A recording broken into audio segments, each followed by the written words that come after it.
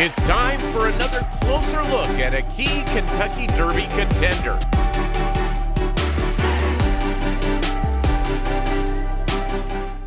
What's up, everybody? I am Mike Somich for RacingDudes.com, and we are going to take a closer look at the Kentucky Derby post position stats here.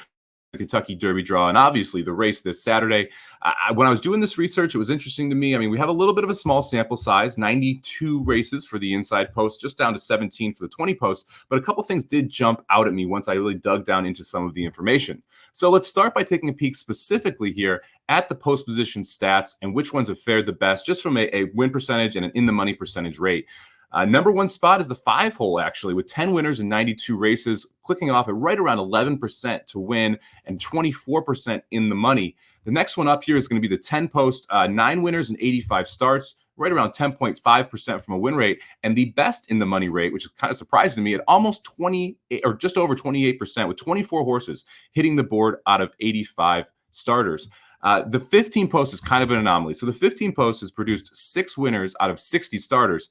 It was also the post that was the first in the auxiliary gate. So interesting to think that first post that has some room to the inside kind of helps the horse cross over and get back and made up with the rest of the field could do so well.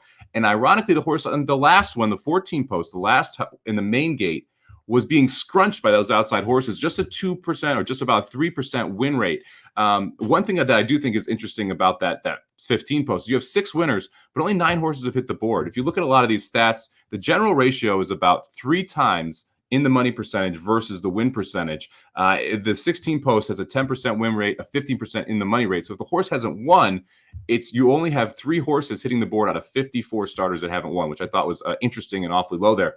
The 13 post has actually fared very well in the money wise, with 19 horses hitting the board out of 75 starters and a 25% hit rate there on that one. Now, let's take a little bit closer look at some of the in the board numbers and some fun facts here from the post position draws.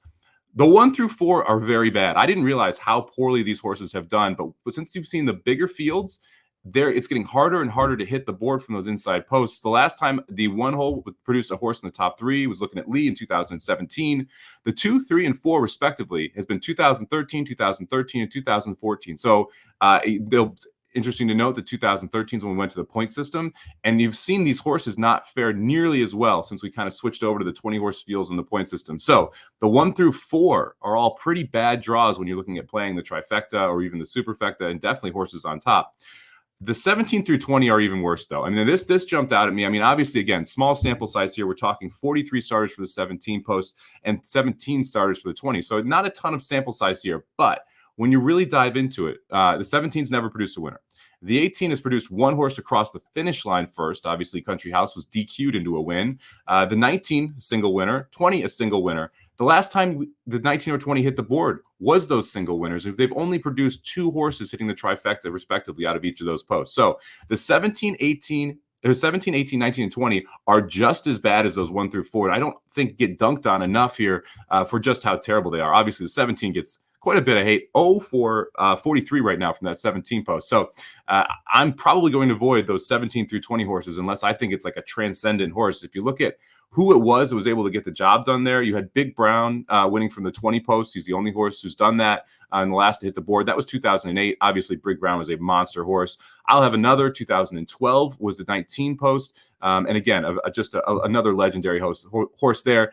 And that 17 post, I mentioned it, 0 for 43. Last time a horse hit the board, 49er, 1988. So it has been a very, very long time. When you look at the best posts, the 5 through 10 by far dominate that percentage there. You've got a lot of horses that have hit the board there, clicking off at anywhere from that 23% rate. The lowest is 14%. That comes from the 6th spot. But that 6th spot, I feel like, is a little bit of an anomaly because I mentioned earlier, you have that 3-to-1 ratio, and I'll flip back and kind of look at it here. That 6th post has only produced 2 winners. So you just have 2 winners here coming from the 6th post. And when you look at the percentage that hit the board, you have 13 horses, so 14%, a 7-to-1 ratio hit the board versus winning the race. So they're still running well. They're just not winning the race from that 6th hole. So I think those stats are a little bit of an anomaly there. So that 5 through 10 post is really where you want to look for your Derby winner. And that has by far the highest ratio of horses hitting the board. You also have to remember that we have a little bit of an effect happen here in those 7 and 8 posts. Medina Spirit, the 8 horse, was DQ'd, so is not considered a winner here on this stat line. That would push that 8 up to 9 and make the 8 gate right there is one of the best ones to have. You also had the 7 horse, Mandaloon, who's moved up, but you also have Medina, if you have a Maximum Security who is scratched out of that 7 post or taken down off that 7 post. So you would have one more winner and one more horse off. So the 7 stats aren't really as adjusted there as the 8s. And then finally, the 15 spot, I think, is overvalued. I talked about this a little bit already. You have those 6 winners coming out of that post, but you only have 9 horses hitting the board. So with just 3 other horses hitting the board, that tells me that you have either really talented horses that drew the 15 and were able to win, or that simply they were the best that year. And so to me, the 15 post is one of those where I think the stats are a little bit off. I'm not going to lean as heavily on the 15 just because of this number. So a quick wrap up just for everybody.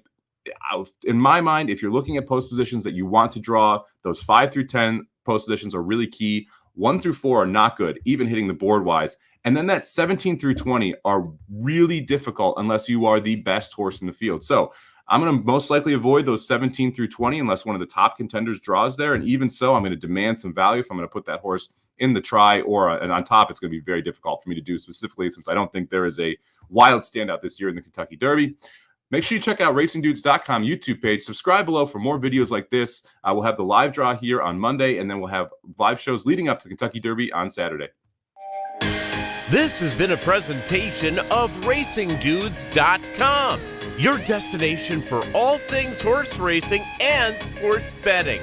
Whether you want free winners, expert insider picks, up-to-the-minute trackside weather reports, or podcasts and videos for bettors of all skill levels. Never make another wager without visiting the Racing Dudes. First,